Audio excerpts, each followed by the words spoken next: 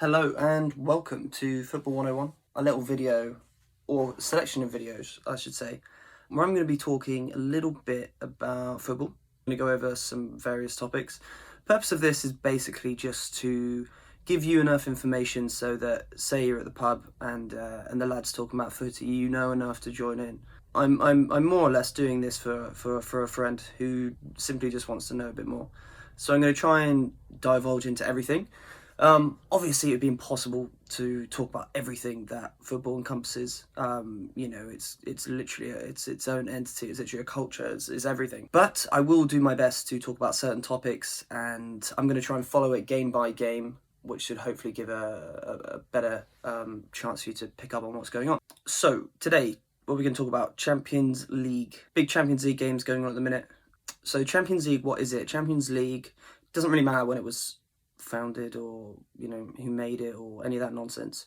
What it is it's a cup tournament. All right, so it's not technically a league as the name suggests. It's a cup tournament featuring 32 teams. I'll cut in a second with a little bit about how the teams are chosen because it's a little bit confusing.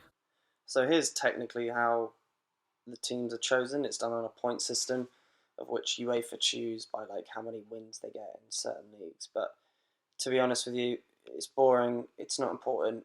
All you need to know is the main leagues get like 3 or 4, and the smaller ones get a couple. That's all basically. The main thing is you get the best teams across Europe. You get them from the English League, Germany, Italy, France. You get them from everywhere. You get them from Ukraine, Greece, Dutch. All the big ones, Portugal, all the big ones. To get into it in the Prem, we'll talk about Prem first. To get into it in the Prem, you have to finish in the top 4 spots, or you have to win this other tournament, which is called the Europa League, which is kind of the step brother of the Champions League. It's kind of like the younger sibling, and if you win that, then you get to proceed. If you don't win that, right, the other way to do it, as I said, in the Prem, that is, finish in the top 4 in the domestic league, the Premier League, okay? So it starts out 32 teams. Those teams are split into 8 groups of 4, who then play each other home and away. It's always home and away. And they're in their sort of little groups. That's kind of like a mini league. And so you get the standard amount of points as you would normally. 3 for a win, 1 for a draw, 0 for a loss. The top 2 teams from the groups proceed through to the round of 16. Okay, so it halves like after the first round basically. Most teams usually have most groups usually have 2 good teams, but occasionally you'll get what's known as the group of death, in which is 3 usually, rarely but sometimes 4 really good teams who are battling it out. They always make it nice and interesting, but usually 2 good teams in each group, and they go through. After the group stages, is what it's called, go through to the round of 16. So with that, you're just paired up. Each team's paired up randomly with another team, and they play each other, home and away. One of that goes through to the quarterfinals, one of that goes through to the semis, and then final, and then obviously you decide who wins. So for each stage, you get different amounts of money, basically. There's a lot of components that go towards why people want to win the Champions League, which I'll try and explain now. So firstly, but it's not the major one, is financially, it's very lucrative. So for a win in the just regular sort of win, the teams get about 3 million euros. You get through to the round of 16, that's another 10 million. And then if you win the whole thing, you get 100 million, something like that, in endorsements and TV deals and all that stuff. I'm going to talk about finances in football in a different video, but that's what you get money wise.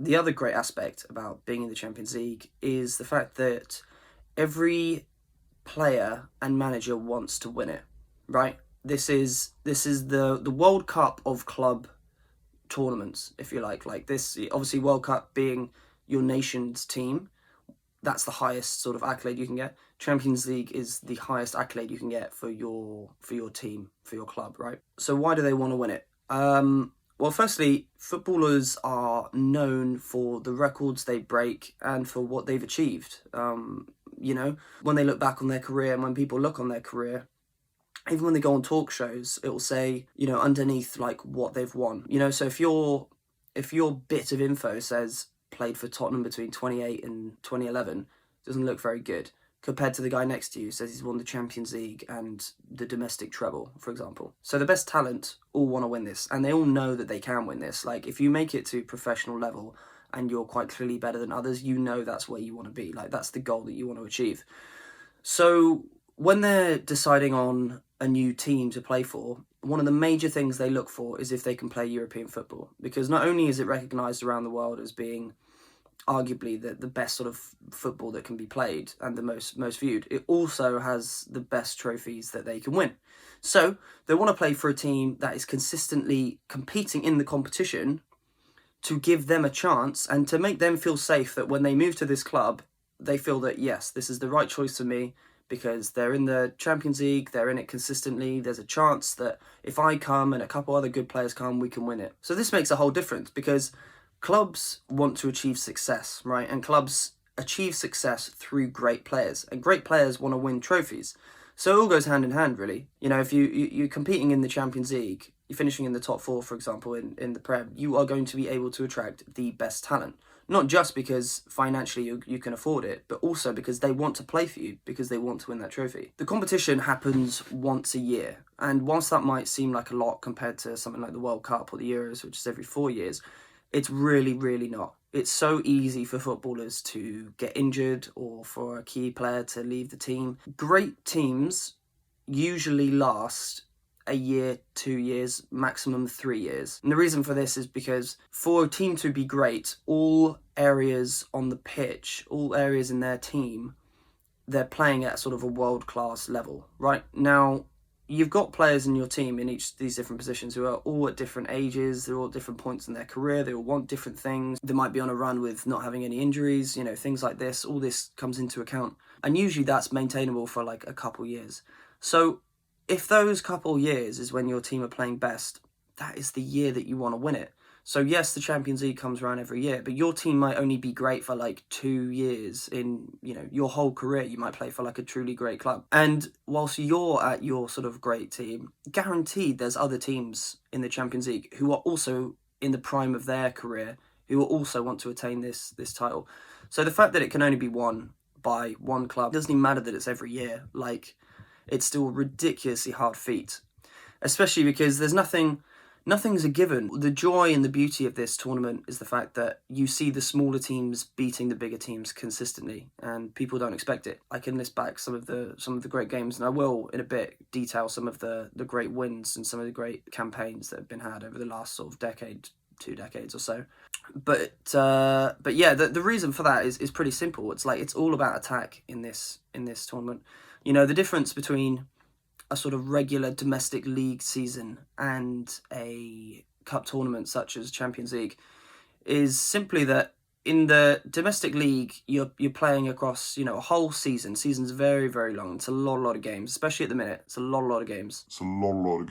And for you to consistently win, you do have to, if you're a top team that is, you will have to go through periods where you're just scraping 1-0s and 2-1s. Like you might be playing pretty poor, but as long as you get the win and get the points, that's all that counts. Because you're going to be battling against opponents who are really not that great, and you know they're just going to defend the whole time. Champions League, people are going to go for you, and you're going to go for them, which is why it's such an interesting battle.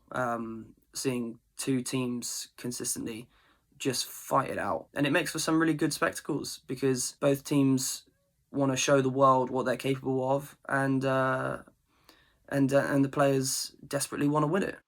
So here we have a small chart basically highlighting all of the winners over the last 20, 30 years or so. So I think the first thing that you notice is the amount of Real Madrid and Barcelona's in there. These 2 Spanish giants have dominated this competition for a number of years. You can see Real Madrid winning it 4 out of the last 5 from 2014 to 2018, just an unbelievable feat. What's not shown in there is Liverpool, who won it in 2019, and Bayern Munich, who won it last year in 2020. So yes, lots of Spanish giants in there, but let's talk a little bit about the English teams, since we don't seem to win that many Champions League trophies within us. We've got a few, so we'll touch on them. Firstly, Liverpool, who won it in 2019. We'll work our way backwards. Facing Tottenham in the final, really, really dead final, like super, super boring. They were in the final the year before against Madrid and lost it due to their goalkeeper not being very good. And they've basically just had an unbelievable couple seasons, and they topped it off with a Champions League medal. Beyond that, going backwards, we've got Chelsea in 2012. Chelsea in 2012 won it against Bayern Munich. It was an exceptional game. Chelsea scored the equalising goal with Didier Drogba in the last sort of kick of the game from a corner kick. Went on all throughout extra time to penalties and then won on penalties. It was incredible. So yeah, then we've got Man United, who won it in 2008. This was a really interesting game. They were in the final against Chelsea. So it was an all-English final. My memory serves me right. It went all the way to penalties. I think the two teams were fairly even. And at that time, United and Chelsea were absolutely dominant within English football. Two exceptional teams. Made it all the way to the final. Made it all the way through extra time to penalties. Cristiano Ronaldo misses his penalty, which is a huge deal because this was sort of Ronaldo's uprising. Like, this was the time he was sort of being crowned the prince of football. He was starting to make his mark as this world-beating player. And yeah, he missed.